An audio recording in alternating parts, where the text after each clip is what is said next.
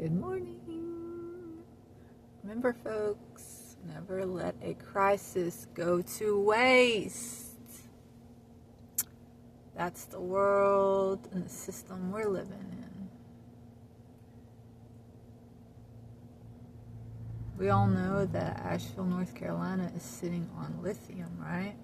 And that there's oil nearby. And there's a lot of people floating down the river right now. Dead bodies, hanging in trees, houses underwater. FEMA's twiddling their thumbs, and they've let people know that if they have home insurance, they're getting no aid. If they're without home insurance, they can qualify for $750 if they fill out the necessary paperwork, submit it, and wait. And by the way, use the government website. Sorry if you don't have internet because you were just in a hurricane and lost power and water in your home. Yeah, so I'm sure that the decision on FEMA's behalf to be inactive and inept, it's on purpose, okay? I'm sure it has nothing to do with the corporations that are in bed with our government that stand to profit from lithium and oil. Okay. All right, yeah, we know that. That's like elementary level investigative detective work right there. Okay. So that's how things, our government is now run by corporations. There is no difference between the major corporations in the world and the world governments. They're the same thing.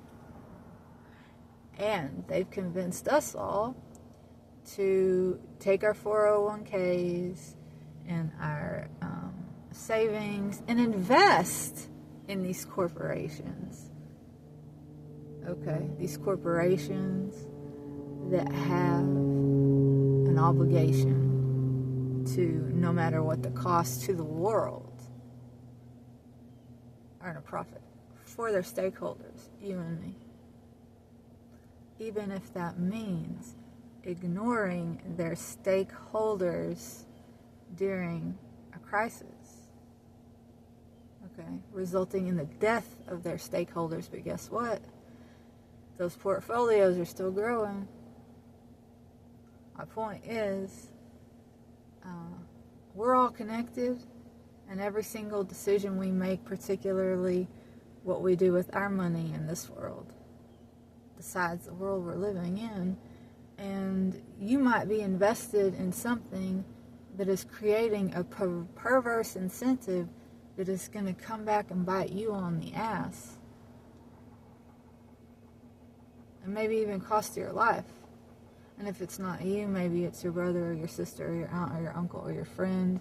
We're all connected, and everything I do affects you, and everything you do affects me.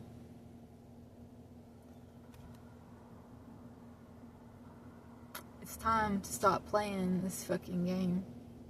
We're all complicit in it. Every single one of us. There is no free lunch.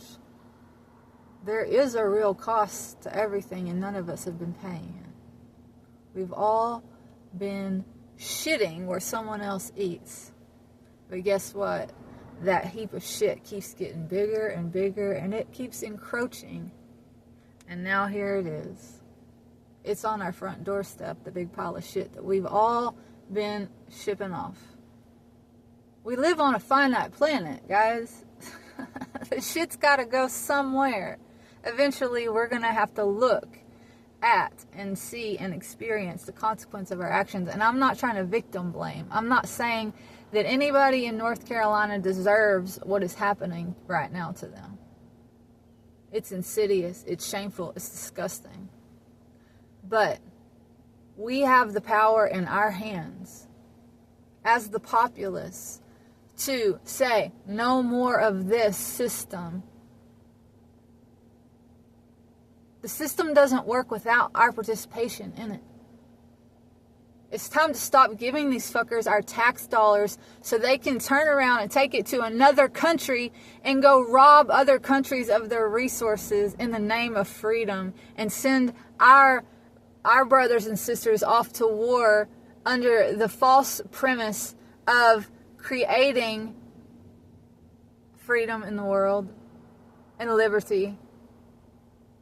Okay, having us die, having us maim our bodies so that they can go and steal resources. And now, when we need help, the people that give them the tax dollars to fund their fucking gang, that's what the military is. Our military is a gang that goes and steals resources, for the most part. Okay? Where are our first responders in these states where these natural disasters have occurred? They're off in the Middle East, stealing people's resources. Okay? While our government is stealing our resources through inaction. Because what's going to happen is people are going to lose everything and they're going to walk away. And they're going to move to another state, and then the corporations that are invested in our government, that are incentivizing our government to be inactive on this matter, they're going to buy up that property at pennies on the dollar, and then they're going to open a fucking lithium factory. Okay? I don't know how you process lithium, but the corporations are going to grab up the land and get the lithium and get the oil. And those corporations are made up of a number of stockholders. Stockholders that inhabit this country, citizens, private citizens. Many of them might actually live in North Carolina. Maybe some of them died.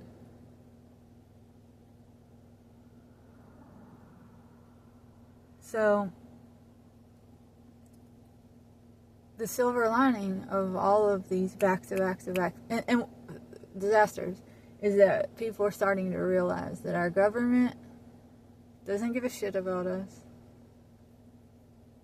that they will capitalize on every crisis that they can, and they also will create a crisis if they can, while simultaneously distracting us with people like Puff Daddy or Jeffrey Epstein, who, by the way, they created so that they could throw them under the bus at times like this.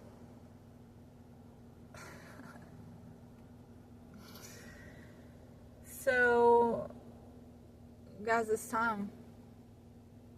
I don't have a 401k. I don't make enough money to pay into this fucking war machine, and it's all very deliberate. It's not because I'm incapable of amassing wealth. It's because I don't believe in it. Because wealth inspires greed and creates perverse incentives. We all deserve to have enough. And we all should have to work for that. And we got to figure out a way to make that happen. And the way we're doing it, that ain't the way to do it. Because look at the death, look at the carnage, look at the inhumanity that abounds in this country, in the world, but in this country, it is all about profit, no matter the cost.